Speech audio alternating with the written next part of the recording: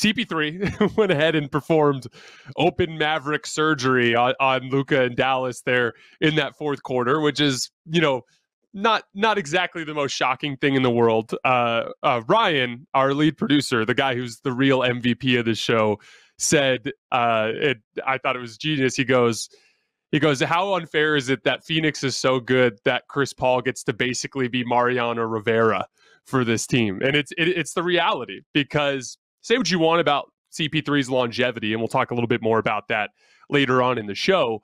Like, the advantage of being able to basically use him in short bursts, basically taking superstar duties and splitting them evenly between the likes of Devin Booker and Chris Paul, it's just an incredible luxury to have in a playoff series, because either of them on their own might be overmatched in a matchup with a guy like Luka, or overmatched in a matchup even with a guy like Brandon Ingram, who's coming into his own as a star player in this league, and certainly as you get deeper into the playoffs. But like, what intrigues me the most is, why is CP3 so good? How is it that a 6 foot tall guard that is turning 37, I believe, in the next week or so, how is it that he can be this incredibly impactful at this point of his career on the best team in the NBA by record, arguably overall anyway? How does he pull that off? And to me, it comes down to some basic core basketball philosophies that I have, and the fact that Chris Paul checks those boxes resoundingly. You've heard me talk about a bunch of different things over the course of the last couple years on the show. I've talked about, let's focus on his scoring for a minute. I've talked about variety, how the difference between guys who are very repetitive in the way they attack, guys like James Harden, and guys who have variety in the way they attack, guys like Chris Paul.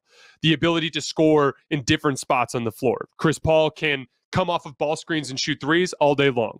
If he gets a big on switches, he can take threes all day long. He was hitting pull-up jump shots over Luka in switches a bunch in this game.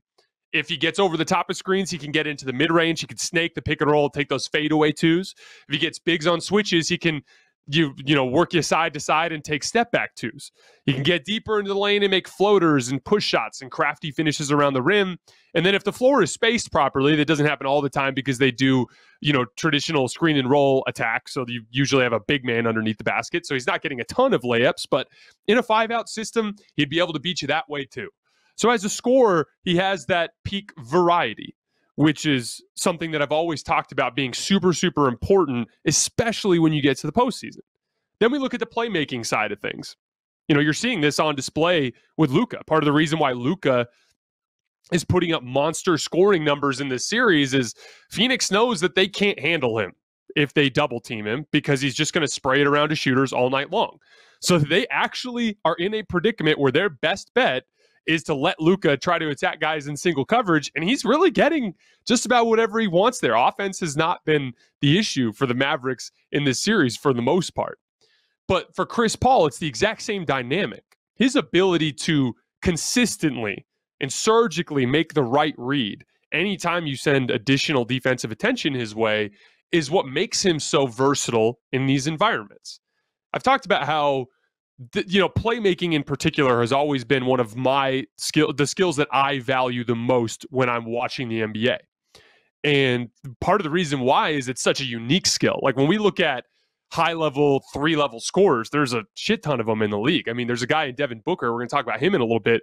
Like, Devin Booker is so unbelievably good, and he's in a tier with a bunch of guys that do similar stuff as 3-level scorers, right? But when we're talking like true high-level playmaking, it's Chris Paul, it's Luka Doncic, it's LeBron James, it's Nikola Jokic, and then it's a massive drop-off before you get to that fifth guy. That's what makes that skill so valuable. It comes at a premium in this league. There just aren't a lot of guys that can do it. And that ability to make those reads consistently and to even see what's not yet developed, that is what keeps Chris Paul on an island. That, in combination with his ability to score from all 3 spots on the floor, makes him the devastating offensive player that he is, even at age 37, even at 6 feet tall. He's breaking everything that we understand about small guards in this league. Now, there's a ceiling there. We saw that last year against Milwaukee in the finals.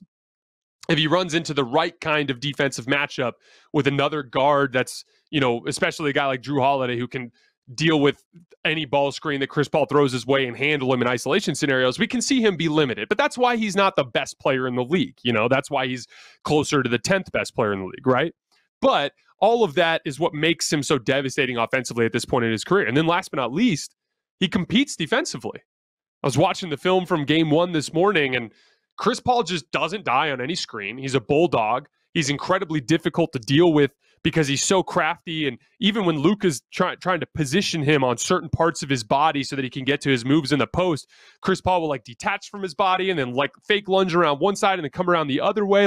He's just so committed to being an impact player on the defensive end of the floor that all of that rounds out into a 37-year-old, 6-foot-tall guy who's absolutely in the conversation to be a top 10 player in basketball. That's unbelievable.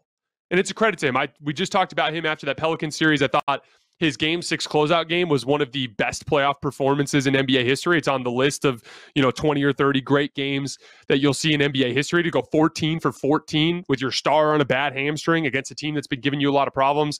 Chris Paul seems poised to have one of those playoff runs that erases a bad memory from last year. And so the issue for Dallas in this series is, are they ever going to be able to get to a point where they can get a significant amount of stops? And a huge part of this right now is the problem with Luka.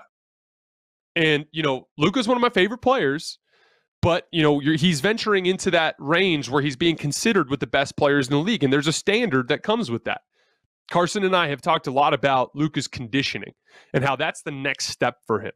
Right now, you can tell there's two things that are hurting Luka on the defensive end of the floor. One thing is obviously he's saving energy. He has so much that he has to do on the offensive end that there's a certain amount of here's my opportunity to rest. I will concede X number of defensive breakdowns for the sake of having the legs to carry us offensively. That's related to conditioning. And then secondly, some of it is physical tools, right? He just doesn't quite have the foot speed to cover enough ground to be a really effective defensive player. That's also related to his physical conditioning. Luka Doncic is an example of a guy that throughout his career has always been the best player in every setting that he's been in. And then he comes into the NBA and he's already damn near the best player. But in order to win an NBA championship, you have to be able to go against guys that are taking it another level of serious. Chris Paul, literally, the way he takes care of his body, the way that guys like Giannis take care of his body, the way that guys like LeBron take care of their body, there's this other level that Luka still has to get to in terms of his own peak physical conditioning. And if he doesn't embrace that, it will consistently hold him back in this specific area of the game on the defensive end of the floor.